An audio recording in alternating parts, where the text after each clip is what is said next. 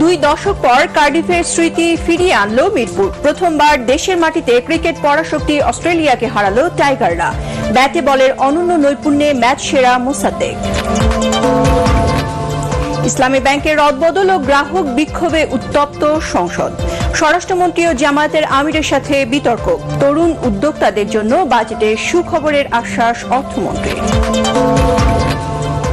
২,২৬৬ কোটি ৪১ লক্ষ টাকা ব্যয়ে ৮টি প্রকল্প অনুমোদন একনেকে। কাজের নামে বাজেটের বরাদ্দ লুটপাট হয়, অভিযোগ বিরোধী দলীয় নেতার।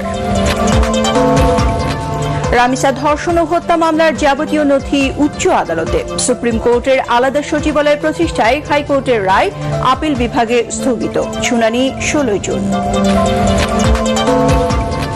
এবং দলীয় পরিচয় ছেড়ে আওয়ামী লীগ নেতারা স্থানীয় নির্বাচনে অংশ নিতে পারবেন, জানালেন তথ্য উপদেষ্টা। দিল্লিতে বিজিবি বিএসএফ আলোচনা, পুশিনের কোনো সদুত্তর পাওয়া যায়নি।